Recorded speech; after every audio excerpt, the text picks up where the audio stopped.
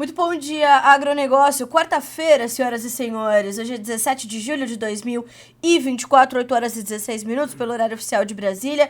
Chegamos com a nossa abertura de mercado pelo noticiasagricolas.com.br, pelo nosso canal no YouTube, Notícias Agrícolas Oficial, pela Rádio Agro Hoje, também pela TV Climatempo. Sejam todos bem-vindos. Juntos vamos construindo a nossa manhã de hoje. A preços, entrevistas, os mercados e as principais notícias que se apresentam já nesta manhã de hoje, tudo para que você seja o produtor rural mais bem informado do Brasil e para que possa tomar boas decisões. Na edição desta quarta-feira, nós vamos trazer mais informações sobre as margens da soja 2024-25 do Brasil, como estão se apresentando até esse momento. Vamos falar também sobre o setor arrozeiro. O governo mexeu nos preços mínimos do arroz para tentar estimular a produção. Vamos falar também sobre o mercado de café, sobre as invasões de terra no Paraná e também sobre a condição ali das últimas falas do presidente Luiz Inácio Lula da Silva, que ontem voltou a bagunçar o mercado, embora ele ache que ele não tenha efeito qualquer sobre o mercado quando fala, e também do diretor do Banco Central, o senhor Gabriel Galípolo. Vamos trazer todas essas informações. No nosso quadro de entrevistas, continuamos a falar de margens e custos de produção, focando nos fertilizantes com Jefferson Souza, analista da Agrinvest Commodities para essa área de insumos. Então, tudo isso aqui no Bom Dia Agronegócio, onde você sabe, antes e primeiro, as informações que vão direcionar o seu dia e os seus negócios.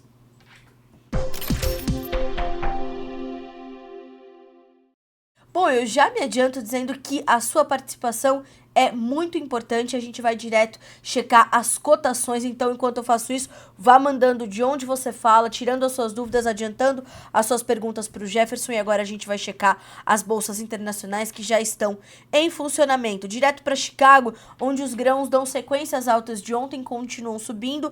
Soja para o contrato agosto volta aos $11 mais 1 cento por bushel, 1% de alta. O milho, $4,12, 0,9% de ganho. O trigo tem $5,38, sobe 1,4% agora. Entre os derivados de soja, nós temos as movimentações de farelo e óleo, as duas para cima. O óleo sobe mais forte, 0,7% de ganho, 45 centos mais 24 por libra-peso. E o farelo, $310,30 por tonelada curta, com uma alta de 0,06%. Na Bolsa de Nova York, um dos destaques de hoje é o açúcar, que cai forte, cai mais de 1%, 1,4% de queda, 19 centos mais 34 por libra-peso. O café, $2,42 mais 88 por libra, 0,3% de queda. O mercado também se ajustando depois da volatilidade intensa dos últimos dias. O algodão continua sua atuada positiva, 1,3% de alta, 72 centos mais 28 por libra-peso. Com o petróleo, começamos a checar os demais grupos de commodities e vamos direto, então, a petróleo Brent e WTI. No WTI, alta de 0,4%, são $80 mais 1 cento por barril. No Brent, que reflete o quadro global de oferta e demanda, $83,94, com uma alta de 0,3%. O ouro também sobe, hoje 0,2%. O gás natural tem 0,5% de alta. A prata cai um pouquinho, 0,8% de baixa. E o cobre se mantém estável na manhã desta quarta-feira, 17 de julho. Dólar Index, 0,5% de queda, vai a 103.452 pontos. Para concluirmos a nossa rodada de preços, vamos checar a Bolsa de Dalian, onde mercado futuro chinês, onde as negociações já estão encerradas e o mercado fechou positivo para o farelo, para o óleo e também para o milho no mercado futuro chinês. Ontem, só uma rápida informação sobre essa condição da China. Ontem o Brasil vendeu soja, custo e frete China, com embarque agosto com prêmio positivo de 2,30 acima, Chicago, $2,30. E agosto também, pagamento agosto, né, entrega setembro, a posição agosto, setembro, também com um prêmio positivo. Segundo Eduardo Vanin, forte valorização em relação aos negócios reportados na semana passada. Negócios reportados também com prêmio positivo para outubro do Golfo e também dos portos do Pacífico, ali do PNW nos Estados Unidos. Agora temos o Brasil equivalente aos Estados Unidos quando o assunto é competitividade da soja. Por enquanto, quem está comprando a soja americana é a Sinograin, que é a estatal ali gestora das reservas chinesas. As crushers privadas na China continuam comprando no Brasil, mas diria que começarão a dividir suas compras, fecha aspas, para Eduardo Vanin, que comentou isso na segunda-feira aqui no Bom Dia Agronegócio. A Sinogreen, de fato, está comprando, mas essas crushers privadas, elas precisariam olhar ali um pouco para a soja norte-americana para ser um fator a mais de estímulo para as cotações em Chicago. Enquanto isso não acontece, as altas vão acabar limitadas ou as baixas poderão continuar a aparecer, dada esta lenta demanda pela soja dos Estados Unidos. 8 horas e 22 minutos pelo horário oficial de Brasília. Checamos os preços, vamos checar as manchetes. Hora das nossas notícias da manhã.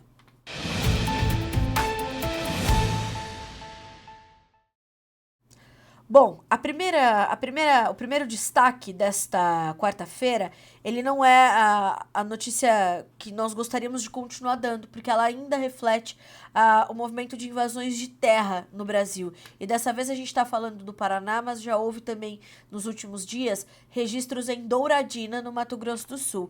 A notícia desta quarta-feira é de que um protesto reuniu produtores rurais na região oeste do Paraná na manhã de ontem, na rodovia PR-496, no estado do Paraná, ali que liga o município de Terra Roxa ao trevo da BR-272. O local fica a aproximadamente 4 quilômetros da Fazenda Brilhante, que, segundo os participantes da manifestação, foi invadida por um grupo de indígenas. Organizamos um movimento pacífico para demonstrar a insatisfação com a insegurança jurídica dos produtores rurais da nossa região, que vem registrando sérios problemas com invasões de áreas rurais, ressaltou à imprensa durante a manifestação o presidente do Sindicato Rural de Terra Roxa, o senhor Fernando Marques.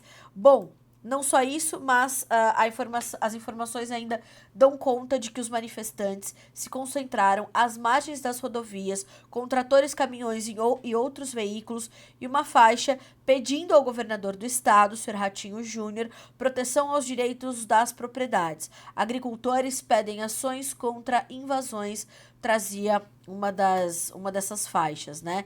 Então, ali alguns pneus foram queimados, enfim, houve naturalmente essa tentativa de fato de atrair a atenção do governo estadual para o que está acontecendo no Paraná. O presidente ainda do Sindicato de Terra Roxa informou que no fim da tarde da terça-feira havia um grupo com representantes de várias esferas tentando negociar a saída dos invasores da área, que estão no local desde o dia 7 de julho. Também estão reunidos desde o início da noite dessa terça-feira, da noite da terça-feira, representantes de sindicatos de Terra Roxa, Guaíra, Marechal Cândido Rondon e Palotina para discutir a situação e possíveis ações. A FAEP, a Federação de Agricultura do Estado do Paraná, se manifestou dizendo que repudia a invasão de uma propriedade rural no município de Guaíra, na região oeste do estado, na última segunda-feira. A entidade, nesta nota, afirma que, abre aspas, segundo informações da imprensa local, a área foi invadida por 30 indígenas. No local, produtores rurais sofreram violência por parte dos invasores, sendo que o SAMU precisou ser acionado para prestar socorro, e salienta que a região oeste do Paraná é palco sempre de invasões de terra e diz: o local tem sido alvo frequente de indígenas invadindo propriedades rurais privadas. No começo do mês de julho, uma propriedade rural no município de Terra Roxa foi invadida por indígenas. O que complementa esta informação? Uma notícia que parte da Agência Brasil, que é a agência de notícias do governo. Ela afirma que o governo federal vai mediar conflitos indígenas em Mato Grosso do Sul e no Paraná. Representantes do governo federal deixaram Brasília e desembarcaram no Mato Grosso do Sul nessa terça-feira. Ontem, o objetivo das equipes dos Ministérios dos Povos Indígenas e dos Direitos Humanos e da Cidadania é mediar conflitos fundiários que culminaram em uma série de ataques contra indígenas que ocuparam áreas rurais reivindicadas como territórios tradicionais. Agora nós precisamos entender como essas negociações vão se desdobrar e, mais do que isso, entender que ali, nesta delegação, faltam representantes, né? E aí fica o recado. Naturalmente, vocês que vivem essa situação sabem mais do que eu que representantes estão ali faltando nesta delegação. Estamos acompanhando, estamos de olho e monitorando essa condição. Bom, na sequência das nossas notícias, agora eu quero falar sobre a produção de soja 2024-25 do Brasil, 8 horas e 26 minutos. Ontem eu fiz duas entrevistas bastante diretas com dois dos mais experientes consultores de mercado do Brasil, Carlos Cogo, da Cogo Inteligência em Agronegócio, e também Vlamir Brandalize, da Brandalize Consulting. E na segunda-feira, Eduardo Vanin, analista da Agriinvest Commodities, esteve aqui no Bom Dia Agronegócio, também falando sobre essa pauta, sobre os custos de produção, mas principalmente sobre as margens da soja 2024-25. As margens da soja 2024-25 até este momento, elas se mostram positivas no Brasil. Mas tenham calma sobre o que eu vou dizer. Eu não estou dizendo que são as melhores margens que o Brasil já registrou na história da produção de soja, que aliás esse ano completa 100 anos no Brasil. Eu estou dizendo que as margens, elas se apresentam positivas e principalmente para quem já fez a sua compra de insumos, tá? Então eu vou trazer aqui a análise do Carlos Cogo, alguns números importantes para nós debatermos, para nós entendermos, e é importante que você, deixe a sua realidade aqui nos comentários, participe, deixe o seu posicionamento e traga os seus questionamentos, porque aí a gente continua produzindo matérias como essa para tirar suas dúvidas. Bom, os custos de produção, eles estão ali testando preços menores para alguns grupos de insumos, outros mais altos para outros grupos, mas em linhas gerais, né, eles estão um pouco mais baixos do que os do ano passado. Não é nada que mude muito o cenário e não é isso que deixa a margem do produtor positiva ou que vai mudar a situação que ele está vivendo, tá? Mas é importante que nós possamos trazer para vocês o quadro que está posto. Bom, o que nos informa, né, de forma muito detalhada, essa matéria já está disponível, publiquei hoje ela bem cedinho, 7 horas da manhã, ela já estava disponível para nossa audiência, é justamente esse entendimento, né, de que nós temos então, tivemos melhores momentos de relações de troca, os insumos há 3 meses aproximadamente estavam 30% mais baratos, em especial os fertilizantes, os fosfatados vêm subindo de forma muito agressiva, diferente do cloreto de potássio, por exemplo, e quem deixar para comprar mais à frente, né, daqui em diante, vai pagar talvez mais caro e talvez veja os preços da soja mais pressionados. E as relações de troca, de fato, se deterioraram, algo que já já a gente vai tratar com o Jefferson Souza aqui no nosso quadro de entrevistas. Mas, de qualquer forma, para quem já comprou estes insumos, as margens se apresentam positivas. E essa é uma resposta dos principais analistas e consultores de mercado. Aqui eu estou citando 3, mas a gente vem falando muito sobre isso e amanhã a gente vai abordar isso de novo com o Matheus aqui da Pátria Agronegócios. Bom, quando nós olhamos para isso, o Carlos Cogo, ele traz uma frase que é muito importante você gravar na tua mente. O produtor brasileiro está passando pelo ciclo de baixa da soja com margens positivas, em especial para quem já comprou os insumos da safra 2024-25. Nós estamos falando de uma margem bruta, aquela que é calculada sobre o custo operacional para o cerrado, por exemplo, na ordem de 27%.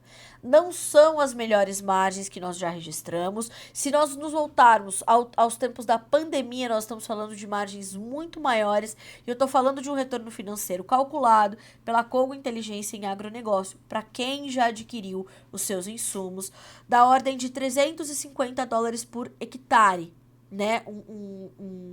Uma margem positiva, versus, por exemplo, uma margem negativa do agricultor americano, por exemplo, que já registra $55 por acre de prejuízo, tá? Então, quando a gente fala em margens positivas, nós estamos falando dessa situação. Esses $350 por hectare que hoje o produtor consegue aqui no Brasil, na época da pandemia, estava em torno de $1.000 por hectare. Eram, de fato, margens muito mais robustas, mas também custos mais elevados, se a gente voltar lá para a época da pandemia. Então, este é o quadro que nós temos agora. É importante que haja o entendimento do produtor dessa situação, porque não só ele avançou com a sua compra de insumos, como avançou com os seus negócios com a soja. E a recíproca é verdadeira. Isso mostra que a gestão do sojicultor brasileira está cada vez mais eficiente. A margem líquida para o cerrado, ela tá ali na ordem de 2%, mas como a maior parte dos produtores calcula essa margem bruta, o Carlos Cogo apontou então esses 27%. Bom, ele ainda aponta que nós temos cerca de 20% da soja 24 e 25 já comercializada. Esse número diverge um pouquinho em relação a outras consultorias. O Wlamir fala algo como 30 a 35%, Eduardo Vanin aponta 15%. Então são números que vão partir de pontos diferentes do tamanho da safra que se espera para 24 e 25. Ainda é cedo para a gente entender o real tamanho da oferta brasileira na próxima temporada, mas é algo que a gente vai precisar avaliar com bastante cuidado. Então, há um certo atraso nessas vendas em relação ao mesmo período do ano passado, em relação à média. Para o período, nós deveríamos já ter comercializado algo como 30 a 35%, né? Então, nós temos ainda um cenário de certa preocupação, porque ainda há uma negociação com os insumos em aberto. E é nesse cenário que o produtor pode encontrar preços mais altos dos insumos e talvez a soja um pouco mais pressionada. Para Carlos Cogo, os preços da soja na Bolsa de Chicago caminham para operar num intervalo de 10 a 11 dólares por bushel. O Wlamir Brandalize não traz uma análise muito diferente disso. Ele traz essa situação dos insumos mais baratos há 3 meses. Ele traz um intervalo ali para as relações de troca de 22 a 25 sacas de soja para fazer a compra de alguns pacotes. E quem aproveitou esse intervalo fez bons negócios, porque as relações de troca se deterioraram, o poder de compra do sojicultor diminuiu. Então nós estamos muito atentos a isso, para, claro, te trazer todos os detalhes. Ontem eu trouxe também os números do IMEA, do Instituto Mato Grossense de Economia Agropecuária, que apontou também um leve aumento em relação a junho nos itens ali que compõem o custo de produção para a soja em Mato Grosso. O IMEA aponta que nós temos ali uma condição da necessidade do produtor de Mato Grosso vender a sua soja ali perto de R$ 95,00 e um pouco mais por saca.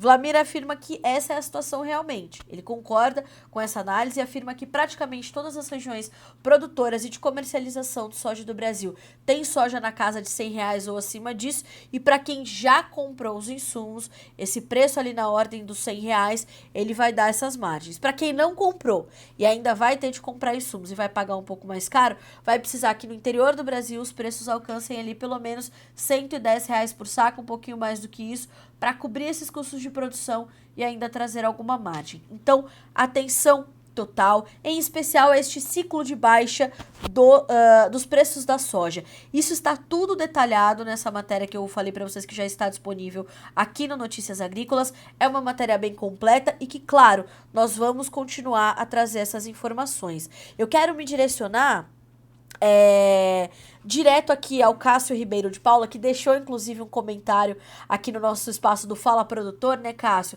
Obrigada pelo seu comentário. É muito importante que vocês tragam o posicionamento de vocês, porque quando a gente traz essas análises, a gente vai falar da média. Claro que a situação particular de cada produtor, o quanto ele já comprou de insumos, o seu custo, o custo da terra, se ele arrenda, se não arrenda, são muito particulares, né? E assim,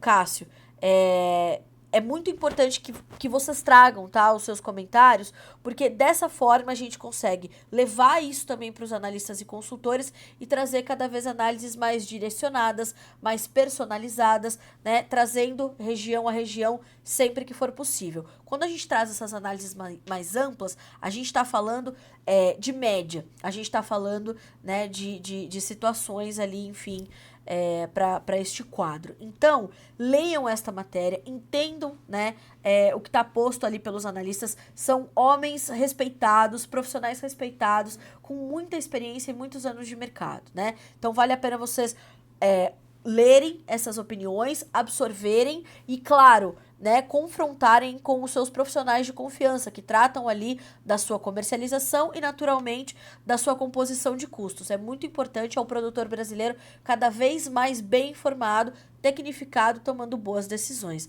São 8 horas e 36 minutos pelo horário oficial de Brasília. Bom, de fato, Cássio, você tem muita razão aqui. O nosso objetivo não é dar esta impressão, mas dizer que Há oportunidades que o mercado está colocando e elas precisam ser aproveitadas. Como isso vai ser feito? Com gestão.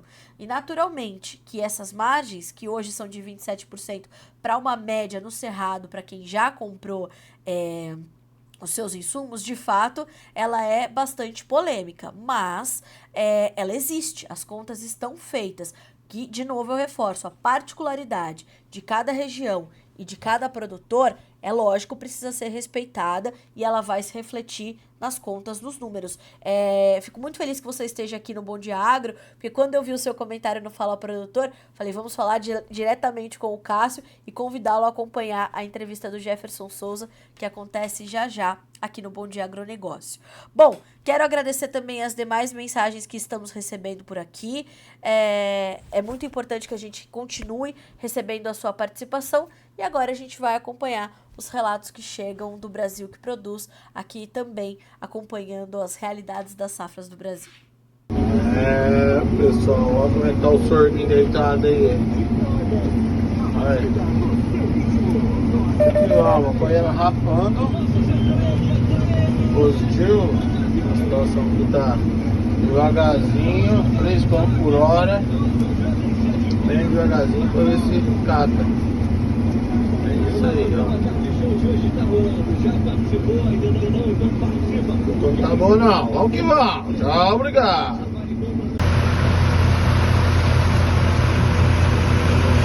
E galera,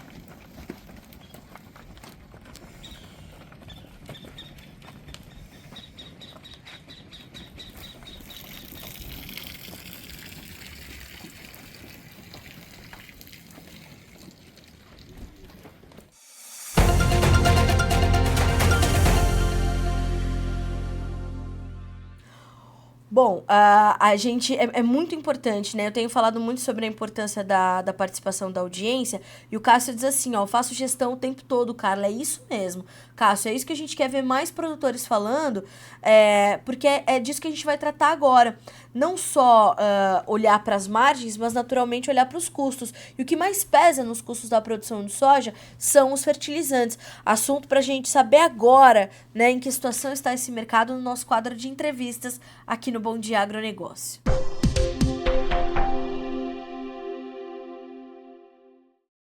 E nessa análise, nesse entendimento, quem me ajuda nessa quarta-feira é Jefferson Souza, analista de fertilizantes da Agrinvest Commodities. Jefferson, mais uma vez bem-vindo ao Bom Dia Agronegócio, é sempre um prazer recebê-lo por aqui. Bom dia, meu amigo.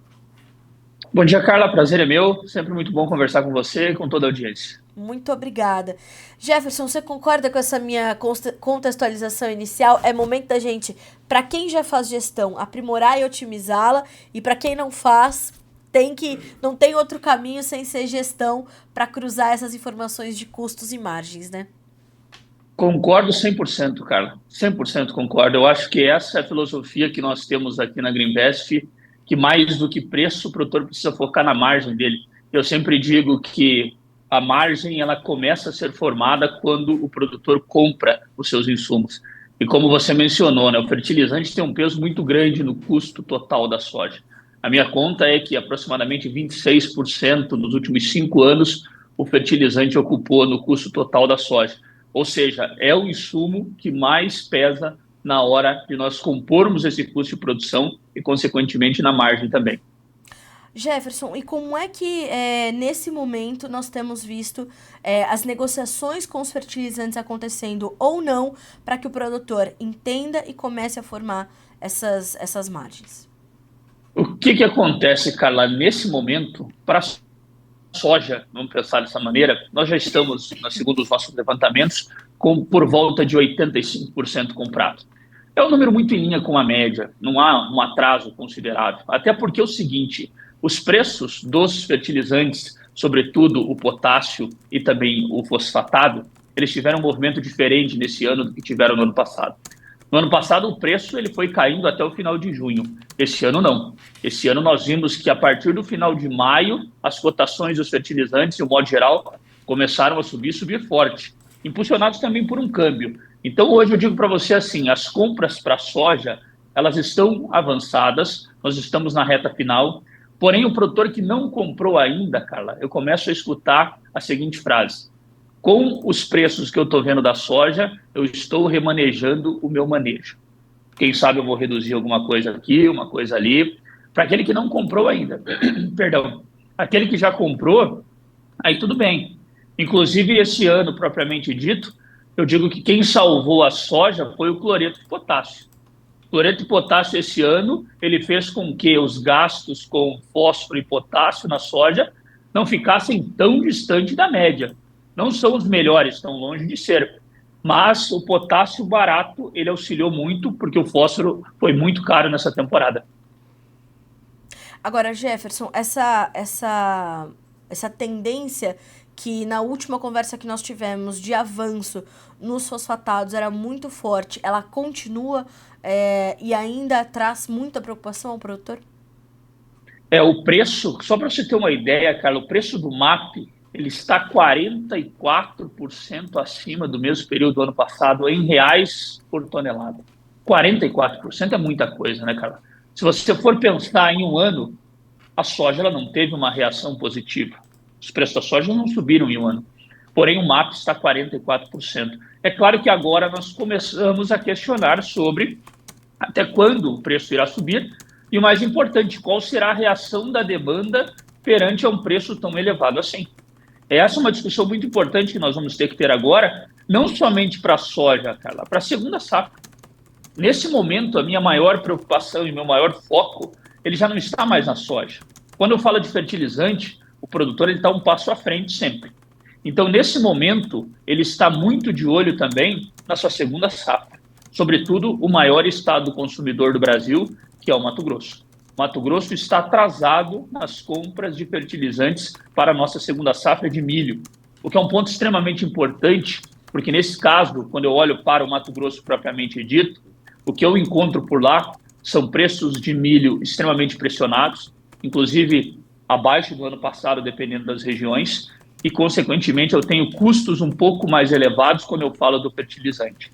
Então, a discussão que nós tivemos em relação à rentabilidade no ano passado no milho, provavelmente ela vai ser discutida esse ano de volta, Carla. Bom, então a gente não está olhando só para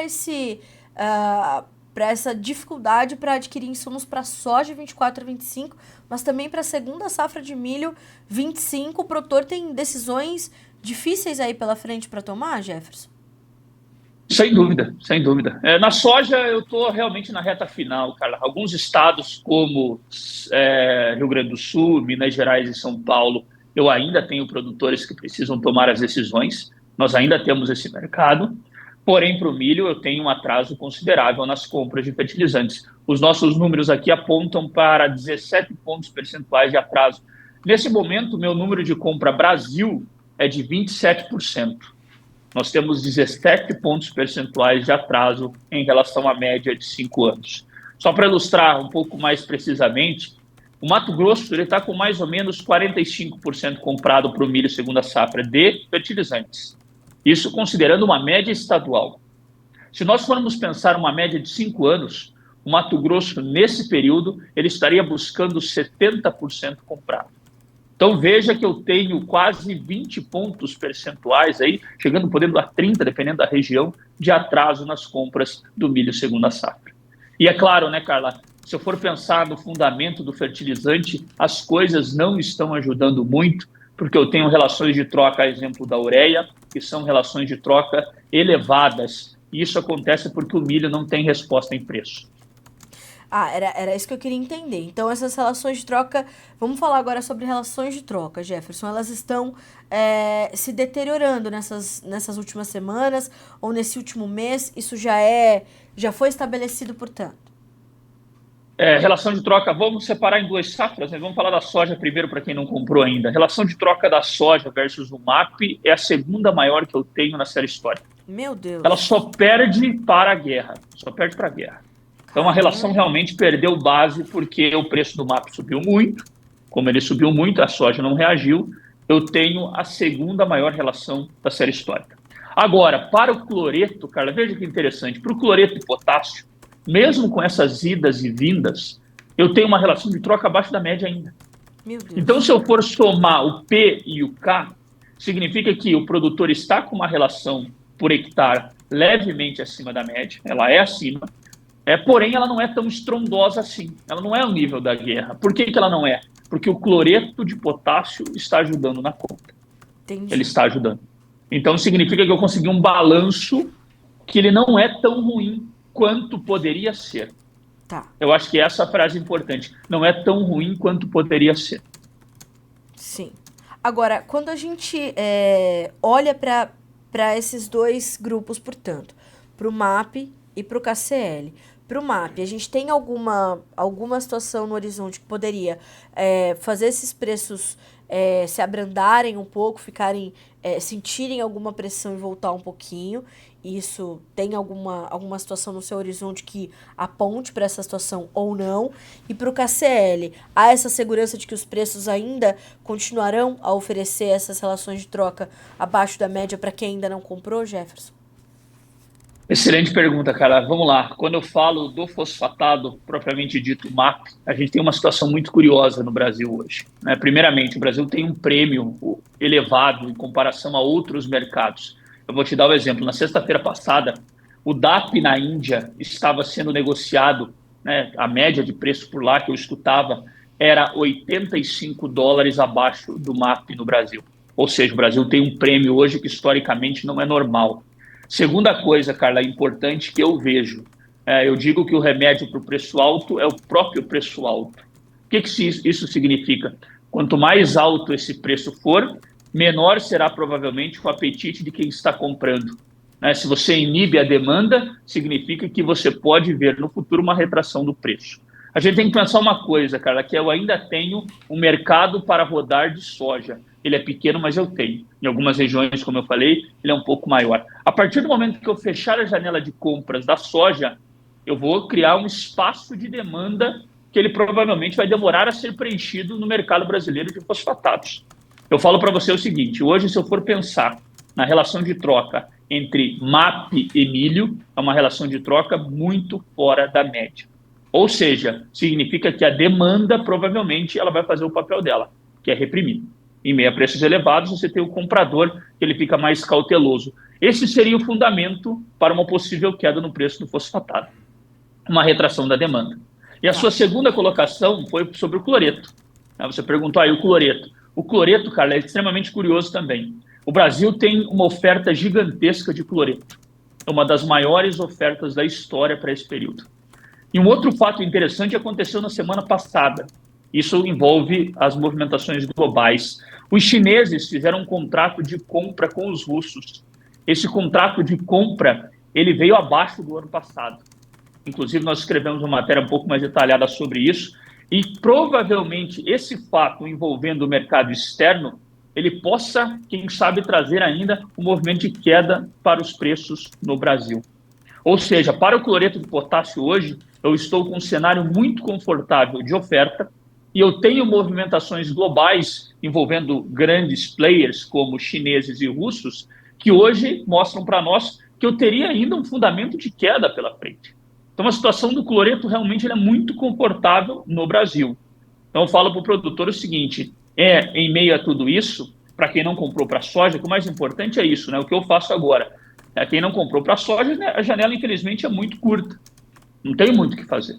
Agora, para o milho, eu recomendo a todos os nossos clientes, a nossa conversa tem sido diária, de acompanhar essa relação de troca para ver se proporciona algum momento interessante. Porque a relação atual não é boa para o milho. Tá. Jefferson, antes da gente falar do milho, eu queria entender de ti como é que você sente, você tem estado em muitas partes do Brasil, palestrando, ouvindo produtores, e eu queria saber como é que você está entendendo o planejamento do produtor para essa safra. Ele mudou alguma estratégia de manejo, ele mudou alguma forma ali de investimento, no que ele vai investir, a escolha dos insumos para essa safra 2024-25, principalmente olhando para esse equilíbrio entre o P e o K, né, como você falou. E essa frase a gente tem que realmente deixar gravada, né? Balanço que não é ruim como poderia ser. O cloreto acabou equilibrando um pouco essa puxada intensa dos fosfatados. Isso mudou a forma do produtor de olhar e definir ali as suas estratégias para a safra 24-25 de soja? Excelente pergunta, Carla. Excelente pergunta. Eu tenho conversado muito com os produtores sobre isso.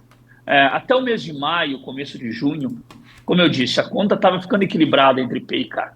A partir do momento em que eu tive essa guinada, e não foi uma guinada pequena, o preço do MAP subiu $80 por tonelada no Brasil, 85, dependendo da região. Para quem não comprou ainda, o discurso está sendo diferente, cara. O produtor está me dizendo, olha, eu vou ter que apertar o fósforo, quem sabe vou ter que reduzir um pouco, porque o cloreto está numa condição boa. Não tenho o que falar, o cloreto é o fertilizante mais competitivo do Brasil em relação de troca. Agora, para o fósforo, eu escuto um certo temor do produtor com esse preço muito caro, se ele está fazendo uma boa estratégia investindo tanto. Eu escuto muito isso, ainda mais nos últimos 15 dias. O produtor que não comprou, ele está revendo a sua adubação, sobretudo à base de fósforo. É o que eu escuto por parte dele. Aquele que comprou mês de maio, final de maio, sobretudo começo de junho, eu não escutava esse discurso. Agora eu estou escutando com mais força essa possível mudança no manejo dele. Isso é muito interessante, Jefferson, porque no momento onde a gente tem essa insegurança sobre os preços, em especial no mercado internacional, ao passo em que a gente tem um dólar que vai acabar favorecendo formação de preço no Brasil, prêmio que favorece formação de preço no Brasil, mas ao mesmo tempo um dólar que encarece os custos de produção, o produtor tem que tomar realmente algumas decisões difíceis e tentar fazer esse equilíbrio. Só que ao mesmo tempo ele tem que também garantir algumas médias importantes de produtividade para ter boa competitividade no mercado, e por isso passa diretamente a sua decisão na hora de determinar ali o seu manejo e a escolha dos seus insumos, né? Sem dúvida nenhuma, cara, sem dúvida nenhuma. Eu digo o seguinte, eu analiso o mercado como uma parte mais financeira do negócio. Preço, relação de troca, etc. Agora, quem tem que determinar o que vai fazer com o seu manejo não sou eu, é o produtor conhecendo a sua área. Eu nunca posso chegar e recomendar uma redução de adubação. Não tem como, eu não conheço a área do produtor. Então, eu acho o seguinte, é claro que o preço não é atrativo. Não é atrativo, isso é fato, a relação não é boa. Quando eu penso no fósforo propriamente dito. Agora, quem vai determinar o manejo é quem conhece a área, é o produtor. Ele conhece a área dele, o técnico dele, o agrônomo dele conhece a área. Se ele julgar que é possível reduzir, ele vai reduzir. Agora, não adianta nada, né, cara? Reduzir o manejo e ter produtividades deterioradas. Eu digo o seguinte, a produtividade, ela joga ao favor do produtor sempre. Eu digo o seguinte, se você colher 20 sacas de soja ou 70, os funcionários você tem que pagar da mesma maneira, os seus colaboradores. Sim. O diesel é o mesmo, cara. A depreciação é a mesma. A produtividade sempre joga a favor do produtor. É claro que ele depende do clima, não depende só dele. Agora, o manejo ele é fundamental. Nas conversas que eu tenho tido com diversos colegas, Brasil afora, eu escuto muito isso, eu participo desses encontros técnicos e eu vejo o quão importante é o produtor garantir também um manejo adequado. Carla, infelizmente, quem colher 60 sacas hoje, dependendo da região, vai ficar no vermelho. Vai ficar. Ainda mais se for uma terra arrendada, não vai ter como pagar a conta. Então, a gente precisa também olhar para os custos de uma maneira racional, mas nós também não podemos sair cortando tudo. Eu acho que não é esse o caminho em um momento como esse. Sem dúvida. Bom, claro, né? Orientações muito preciosas, como sempre. Jefferson, vamos falar um pouquinho sobre essa condição do milho, que é também um dos seus pontos de preocupação. Janela curta, compras atrasadas. Olhando para essas relações de troca, a gente está falando de que níveis de relações de troca para o milho né, enquanto estão essas relações de troca e o quanto elas são prejudiciais para garantir essa rentabilidade da segunda safra de milho 2025. Excelente. Vamos lá. Primeiramente, a gente tem que entender uma coisa. A ureia, ela está em um nível mais ou menos 11% acima do mesmo período do ano passado. Fiz essa conta antes da gente começar a conversar. A ureia no ano passado, quando ela chegou ali no começo de junho, metade de junho, ela começa a subir. Então, hoje, o preço da ureia em reais por tonelada, ele é 11% acima do mesmo período do ano passado. O ponto é, a relação de troca entre o milho e a ureia, vou pegar o exemplo do Mato Grosso, que é o maior estado produtor e é onde nós temos a maior demanda por fertilizantes da segunda safra. A minha conta, Carla, está na casa de 70 sacas no cenário positivo, 75 sacas, pelo que eu escuto também. Entre 70 e 75 sacas, a depender da região que o produtor está. A média para o médio norte do Mato Grosso, o eixo da BR-163, fica na casa de 58 sacas. Então você consegue perceber que eu tenho uma relação para a ureia, propriamente dita, acima da média. Agora, o que eu tenho escutado, Carla, nos últimos 20 dias, é que o produtor está buscando alguns formulados. Por exemplo, um 20-020. Um 20-020 é um formulado hoje que eu tenho uma relação de troca de 60 sacas aproximadamente ali na região do Mato Grosso. Tudo isso à vista, eu estou falando, sem colocar juros ou custo de oportunidade. A média para ele, uma média de 4 anos, fica na casa de 54 sacas. Então está acima, mas não está tão distante, cara. E eu percebo que o apetite do produtor, nesse caso, ele está sendo maior do que somente a ureia. Lembrando que o 20-020 é um formulado que eu tenho nitrogênio e eu também tenho potássio. Eu só não tenho fósforo na base dele. Então, o que acontece? O 20-020 ele está sendo beneficiado por quem? Pelo potássio, que está num preço atrativo. Então, eu vejo o produtor mais aberto a escutar as oportunidades no 20-020. Mas está atrasado, né, cara? E o mais importante, se eu for pensar no conjunto da ópera, pensar em semente, em defensivo e também em fertilizante, esse ano eu tive um benefício, que foi a queda da semente. A semente, ela recua. Então, esse é um benefício também que eu tenho que pensar em relação à quantidade de sacas que o produtor gasta para produzir. Ano passado, o patinho feio foi a semente. Esse ano, a semente está reduzindo. Então, o adubo está mais caro, isso é um fato, né? O fósforo mais caro, etc. Agora, a semente reduziu. O que a gente precisa ver é o balanço, como que fica. O balanço está parecido com o ano passado, cara. E ele não é tão positivo assim, a gente sabe disso. O milho, ele é bastante interessante a gente observar no Brasil talvez na última década não tenha sido, né, a gente não tenha tido outro cenário que não. Se temos uma boa produção, se temos uma oferta considerável, saudável no Brasil, teremos preços depreciados. Se temos uma quebra considerável, teremos preços melhores e o produtor não tem produto para participar do mercado. Quer dizer, a gente ainda precisa reorganizar algumas situações ali na produção de milho e entender em que contexto o Brasil está inserido nessa produção mundial, né, Jefferson? Porque temos um milho que é muito aceito no mercado internacional. O ano passado fomos os maiores exportadores globais. Então, essa estratégia para o milho, essas relações de troca, olhar para esse manejo, para essa rentabilidade, é determinante para que não se viva momentos de alta só quando o produtor não tem milho para participar do mercado, né? Exatamente. E mais do que nunca, nesse momento, a gente vai ter que olhar muito para os números totais, vamos falar não só do fertilizante. Eu costumo dizer, você não faz uma lavoura só com fertilizante, você tem todos os outros gastos que você Sim. precisa colocar na ponta do lápis. E no caso do milho, Carla, é uma situação complicada, sobretudo para o Cerrado. Eu vou pegar o exemplo do Mato Grosso pela representatividade que ele possui no Brasil. Os preços do milho no Mato Grosso, eles estão na casa de R$ 38, R$ 39, alguns lugares mais baratos. Eu tenho conversado muito com os produtores por lá, porque alguns me dizem que a conta não fecha. A conta não Sim. fecha para o ano que vem. É um cenário muito parecido com o que eu tinha em 2023. É muito parecido. Não mudou. E é o seguinte, o produtor, quando você tem uma rentabilidade negativa ou muito apertada, ele acaba também tendo uma dificuldade na hora de comercializar. Porque ele Exato. diz o seguinte, como é que eu posso vender milho a 36 se eu estou assinando um cheque de prejuízo? Sim. Aí você impacta diretamente no quê? No tal do farmer selling. Ele anda retardado, ele vai andando de uma maneira em que não é normal, ele vai se atrasando. Então é o seguinte, hoje nós estamos compondo o custo de produção para o milho que será plantado no final do ano, começo do ano que vem. Se esse custo for caro, significa que nós vamos ter a mesma conversa em 2025. O produtor vende devagar porque não dá dinheiro. Ou seja, nós precisamos encontrar um equilíbrio nessa história toda. Quem sabe essa redução de área que pode se desenhar apresente uma oferta menor lá na frente. E, consequentemente, os preços encontrem um equilíbrio um pouco melhor do que estão agora.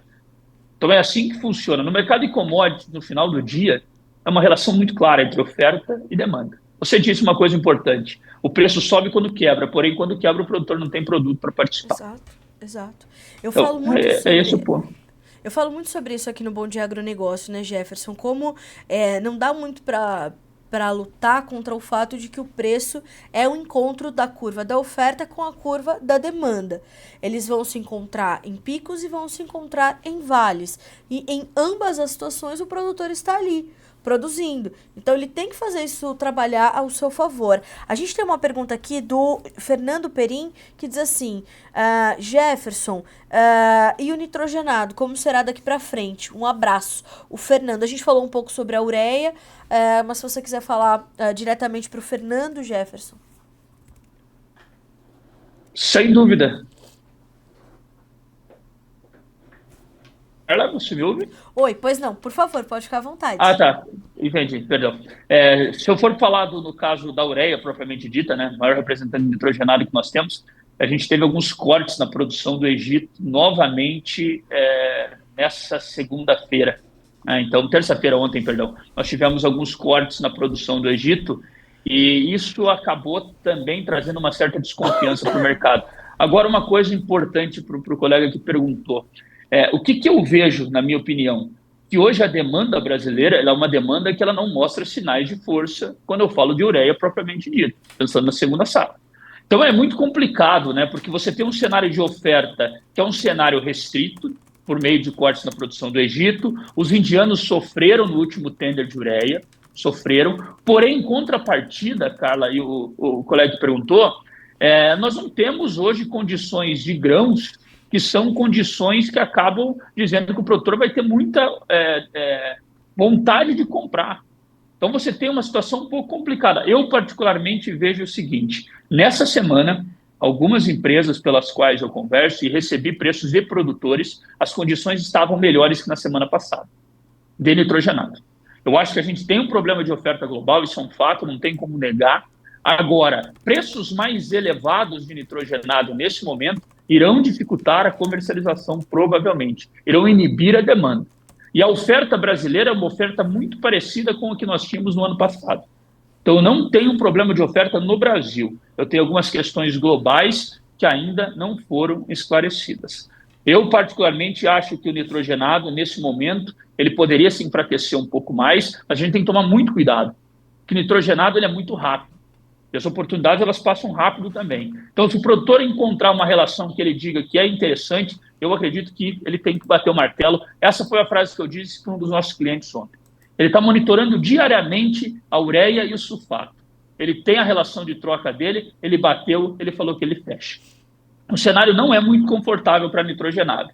Porém, eu também não posso dizer que eu tenho espaço para subir o preço fortemente. Por que eu não tenho? Por conta de uma questão envolvendo a moeda do produtor, que é o grão. O grão não está proporcionando um poder de compra favorável hoje. Então, se bater a relação de troca, eu apertaria o gatilho de compra, porque o quadro global não é muito satisfatório. E aí a gente vai de encontro com justamente o comentário do Cássio. Ele diz: commodities agrícolas em mercados bem ofertados, margens muito ruins, principalmente considerando os riscos de produção. Fato. Esse é um bom resumo também, né, Jefferson? Sem dúvida nenhuma. Eu digo, a moeda do produtor é o que ele produz. É o milho, a soja, o algodão, o feijão, seja o que for. Se ele tem poder de compra, ele faz as suas compras. Se ele não tem, ele retarda ou ele reduz. Então, significa que o mercado ele é muito baseado nisso, né, nesse poder de compra do produtor rural. E não é só no Brasil, né, cara? Vamos lá. Eu tenho quedas na Bolsa de Chicago que são quedas muito importantes. Sim. Então, quer dizer que o produtor americano, se não mudar o cenário, ele também, no ano que vem, vai ter dificuldade nas suas compras. Não é só o produtor brasileiro, tem que pensar dessa maneira. Eu tenho conversado com alguns colegas lá de fora, eles falam, poxa, mas será que eu subir o preço hoje da ureia fortemente, eu vou encontrar comprador em meio a um cenário em que os grãos estão caindo? Então eu digo que nesse momento é importante a gente tentar buscar um equilíbrio entre os dois. E o equilíbrio ele é encontrado, na minha opinião, pela essa relação de troca. Se você bater a tua relação de troca, que é muito regional, eu acredito que nesses casos em que você tem estabilidade, o produtor não pode esperar muito também, porque aí as coisas acontecem de uma maneira muito rápida. Então, bater a relação de troca é a fórmula para você fechar. Jefferson, mas a gente trabalha para isso, né? Eu tenho muito falado sobre também a comunicação de mercado, como ela é determinante. O Márcio Eno tá dizendo assim, ó, fiz boas compras, obrigado, Jefferson. O Márcio é um espectador assíduo do Bom Dia Agronegócio. É para isso que a gente trabalha, né, Jefferson? Para garantir que a comunicação chegue, né, e seja bem feita, porque comunicação, mais do que o que a gente fala, é o que o outro ouve e entende. Quer dizer que as suas análises, sempre muito esclarecedoras e completas aqui no Bom Dia Agronegócio, e onde você está presente, porque tem aqui o colega Fernando Perim que te fez a pergunta sobre os nitrogenados, esteve num evento contigo em junho, dizendo também que sempre estar contigo é uma aula. Se a gente consegue fazer com que a maior parte dos produtores que nos acompanha, que nos ouve, faça boas compras, tome boas decisões, depois faça boas vendas, nosso caminho está pelo menos metade percorrido, né, Jefferson? Sem dúvida. Agradeço bastante o comentário do Fernando, do Márcio. Para mim é muito gratificante, né, Carla? Porque no final do dia o nosso trabalho é sobre tudo isso, né? Eu falo que eu não vendo fertilizante, não vendo defensivo, não vendo nada. O nosso objetivo maior é levar para o produtor uma compra e uma venda que seja racional. E também eu digo muito sempre, em todo lugar que eu vou, eu não tenho bola de cristal, tenho certeza que você também não tem e ninguém tem no mercado. Então, nesses momentos, o que a gente pode dar de conselho sempre para o produtor é levar o seu negócio com razão. A razão é realmente muito importante. A gente tem que deixar a emoção de lado na hora de negociar. Temos que deixar. Eu fico muito feliz com comentários como esses, porque isso dá muita energia para o nosso trabalho, né? Eu acho que é muito importante, sem dúvida, nós levarmos boas informações e, mais do que tudo, informações que sejam confiáveis e fundamentadas. Acho que isso que é importante. Eu também acho. Eu acho que para a gente concluir a nossa conversa, a pergunta do Moisés Vicente é excelente, Jefferson. Ele diz assim, ó: bom dia, tudo bem? Entre essa reta final de 2024 e início de 2025, ainda haverá muita oscilação nos preços dos insumos agrícolas? Qual sua perspectiva para a gente fechar esse ano? Embora pareça distante, mas são 5 meses só para a gente concluir 2024, né, Jefferson? O início de 2025. Quais são suas perspectivas para esse período? Mas eu vejo o seguinte, até respondendo a sua pergunta direta, nos últimos 4 anos a gente viveu momentos dos fertilizantes de extrema oscilação. Ureia subindo 40%, 50% em 2 dias. Então eu não posso dizer para você que nós vamos ter os próximos 5 meses tranquilos. Não tem como eu afirmar isso, é impossível de afirmar. Agora, uma coisa também é certa, nós estamos vivendo uma mudança de patamar. Nós tínhamos soja há 2 anos a 180, milho a 65 no interior. Hoje a soja para o ano que vem está flertando com 100 e o milho está abaixo de 40. Então quer dizer que as nossas realidades estão mudando. Eu também preciso ver essa mudança nos insumos, para que a demanda ela continue saudável. Eu penso dessa maneira. Agora, eu não descarto, obviamente, ainda mais em um mundo como nós estamos tendo, né, Carla?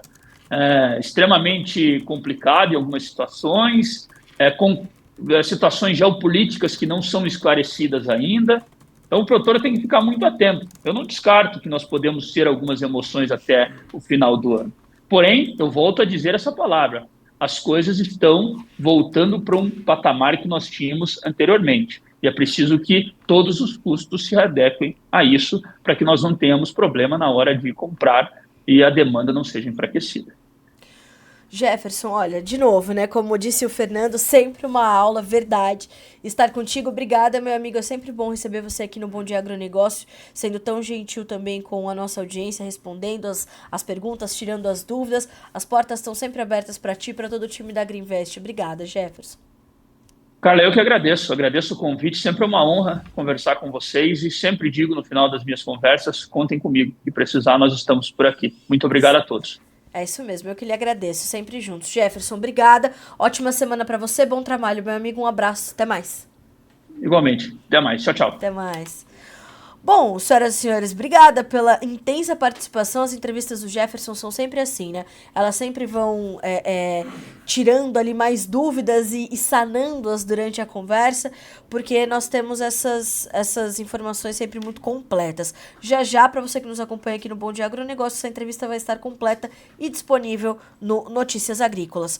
Bom, continuando aqui com as nossas manchetes desta quarta-feira, 17 de julho, agora são 9h12, pelo horário oficial de Brasília. Vamos falar rapidamente sobre o mercado de arroz, porque o governo mudou ali algumas situações nos preços mínimos e o objetivo é estimular a produção de arroz no mercado brasileiro, né? Ou no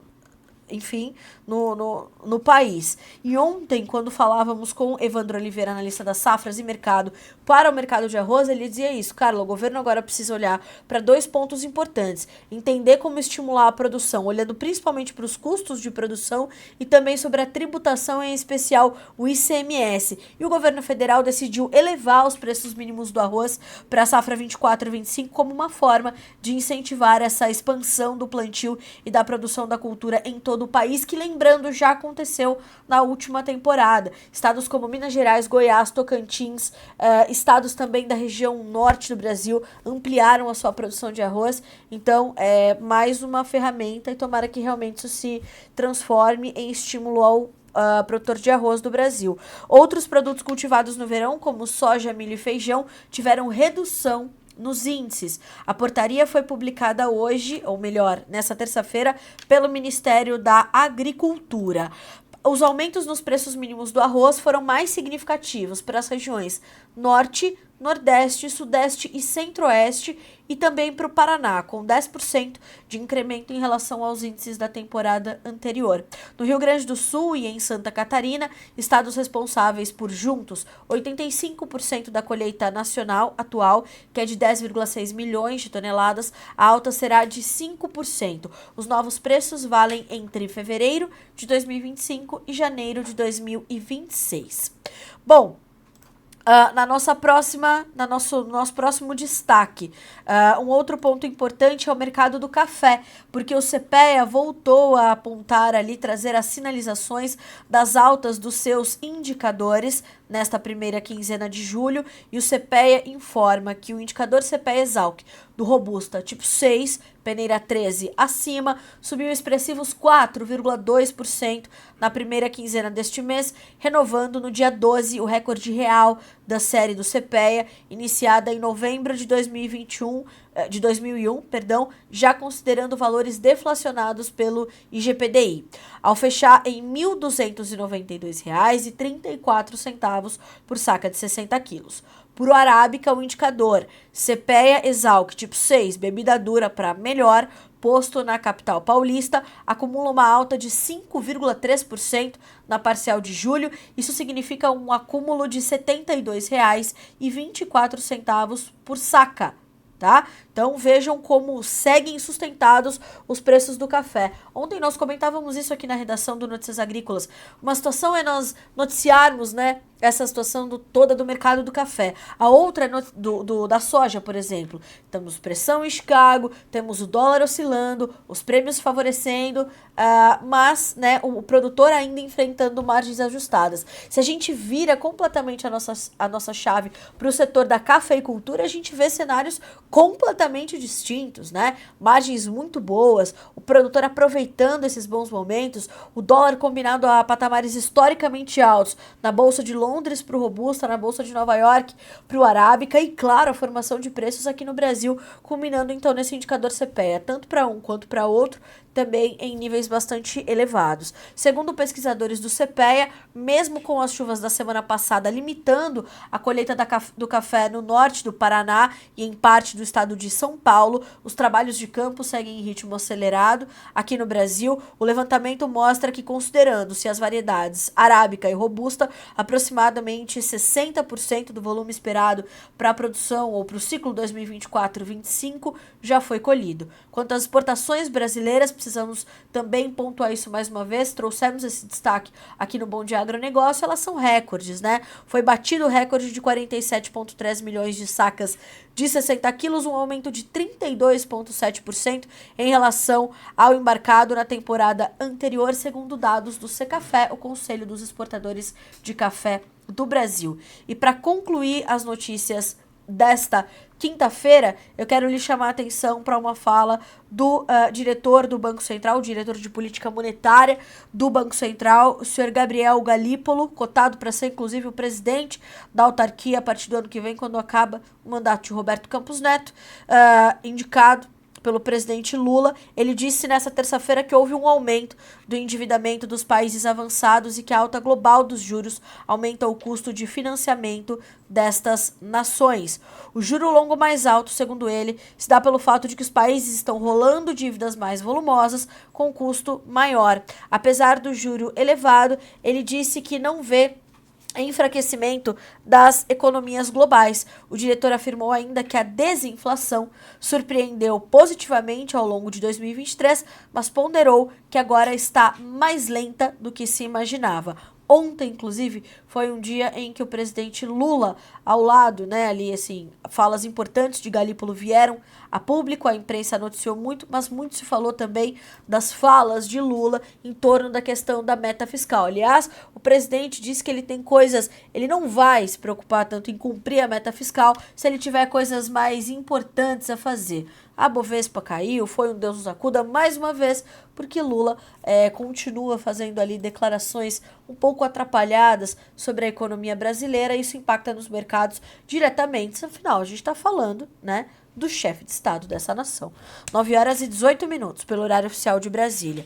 Senhoras e senhores, eu quero mais uma vez agradecer aqui a participação da nossa audiência. É muito importante que vocês participem e tragam mais do que as suas perguntas, as suas realidades, os seus posicionamentos, como fez hoje o Cássio aqui durante toda a nossa conversa. É muito importante que isso aconteça. E amanhã eu estou esperando vocês a partir das 8 horas da manhã. Amanhã tem Matheus Pereira, diretor da Pátria Agronegócio. Vamos continuar falando do mercado de grãos, entender essas margens, como é que estão para a safra 24-25, de mais uma perspectiva para que você possa sempre ser o produtor rural mais bem informado do Brasil para tomar boas decisões. Uma ótima quarta-feira para você, de bons negócios. Até amanhã.